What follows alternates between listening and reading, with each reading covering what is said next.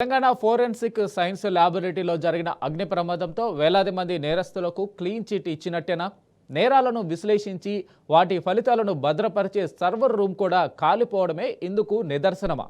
మళ్ళీ ఆ ఆధారాలను సేకరించడం పోలీసులకు తలకు మించిన భారమేనా అంటే అవుననే అంటున్నారు ఫోరెన్సిక్ ల్యాబ్ సిబ్బంది.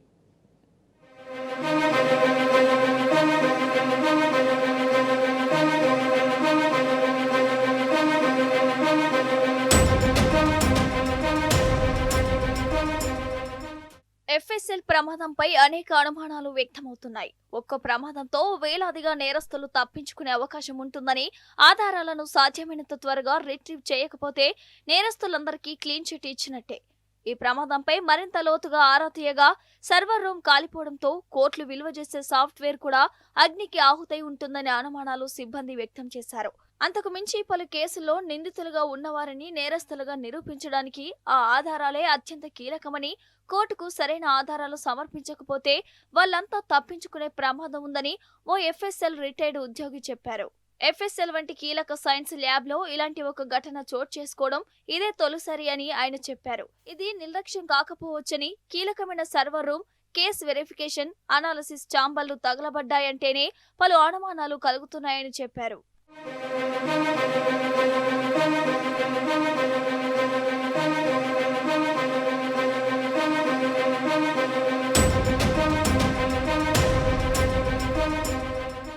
ఫోరెన్సిక్ సైన్స్ ల్యాబ్ లో మొదటి రోజు నామమాత్రంగానే అగ్ని ప్రమాదం జరిగిందని చెప్పిన అధికారులు అదే రోజు పోలీసులకు ఇచ్చిన ఫిర్యాదులు ఎఫ్ఎస్ఎల్ కు గుండెకాయ వంటి 5 రూముల్లో అగ్ని ప్రమాదం చోటు చేసుకుందని చెప్పారు.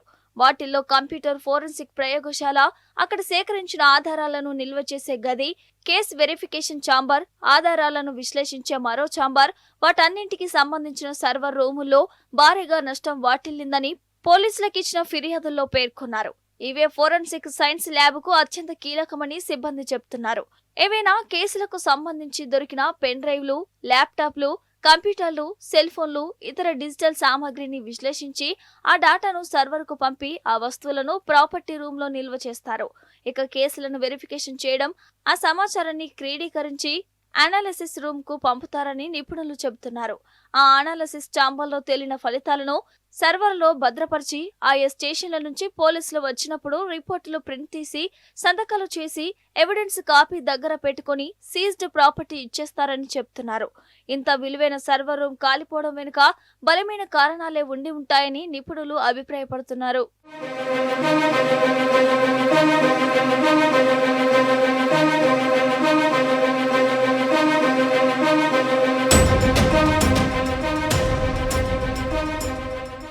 రాష్ట్ర వ్యాప్తంగా నానాటికి క్రైమ్ పెరిగిపోతోంది. పోలీసు అధికారిక లెక్కల ప్రకారం 12 నెలల్లో సుమారు 3 లక్షలకు పైగా కేసులు నమోదవుతున్నాయి. రోజు సగటున 650 నుంచి 700 వరకు ఆయా స్టేషన్ల వారీగా నేరాలు నమోదవుతున్నట్లు పోలీస్ శాఖ విడుదల చేసిన లెక్కలు చెబుతున్నాయి. ప్రతిరోజు ఎఫ్ఎస్ఎల్ కు సుమారు 150 నుంచి 200 వరకు నేరాల విశ్లేషణకు సంబంధించిన రిపోర్టులు వస్తాయని అంచనా. వాటిని విశ్లేషించి వాస్తవాలను సీల్డ్ కవర్లో ఇవ్వాల్సిన బాధ్యత ఎఫ్ఎస్ఎల్ అధికారులకు ఉంటుంది. అయితే తమ వద్దకు వచ్చిన ఆయా కేసులను 15 రోజుల నుంచి నెల రోజుల వ్యవధిలో పరిష్కరిస్తుంటారు. అగ్ని ప్రమాదం జరగకముందు 50 రోజుల డాటా నుంచి 7వ తేదీ వరకు ఉన్న కేసులు రిపోర్టులో వివరంగా చెప్పలేదు. ఈ 50 రోజుల్లో నమోదైన కేసులు, వాటి క్రైమ్ నంబర్లు, ఆధారాలు, ఇతర ఎవిడెన్స్లు అన్ని కాలిపోయాయా అనేది ప్రకటించలేదు. దీంతో ఇన్ని రోజులుగా ఎఫ్ఎస్ఎల్ ఉన్న రిపోర్టులు, ఆధారాలు కాలిపోతే ఆయా కేసుల్లో నేరస్తులందరికీ క్లీన్ చిట్ ఇచ్చినట్టే అవుతుందనేది విశ్లేషకులు అభిప్రాయపడుతున్నారు.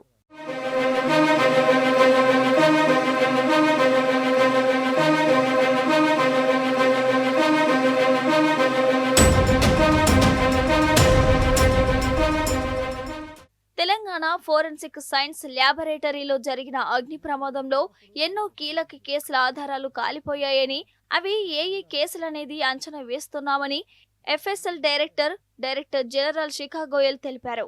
ప్రత్యేకించి ఓటుకు note ACB case material objects తమ వద్ద లేవని చెప్పారు. మార్చి 2021లోనే న్యాయస్థానానికి అప్పగించినట్టు తెలిపారు. పంజాగుట్ట పోలీస్ స్టేషన్ కేసు విషయంలో కూడా తప్పుడు ప్రచారం జరుగుతుందని, ఈ కేసుకు సంబంధించి అందిన 136 వస్తువుల్లో 7 ఐటమ్స్ మినహా అన్ని వస్తువుల పరిశీలన ఇప్పటికే పూర్తయింది. ఇప్పటికే సమర్పించామని తెలిపారు.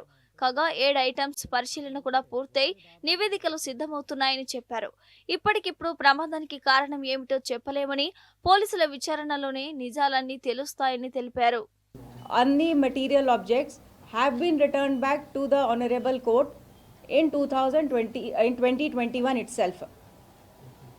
So ఆ కేస్ గురించి ఏం మెటీరియల్ ఆబ్జెక్ట్స్ ఏం మెటీరియల్ మన ఎఫ్ఎస్ఎల్లో లేదు. సెకండ్గా in the case in Panjagutta police station ఆ కేసులో 2024 నుంచి జనవరి 2026 వరకు 136 material objects were sent in FSL except 7 తప్ప మిగతా అన్ని ఐటమ్స్కి examination completed and reports submitted to the forwarding authority. మొత్తానికి సంచలనం రేపిన ఓటుకు నోటు కేసులో అటు సీఎంఓ నుంచి ఇటు పోలీస్ పెద్దల నుంచి ఒత్తిడి రావడంతోనే ఆ కేసు క్లారిఫికేషన్ కోసమే హడావిడిగా ప్రెస్ మీట్ పెట్టారన్న అనుమానాలు వ్యక్తమవుతున్నాయి.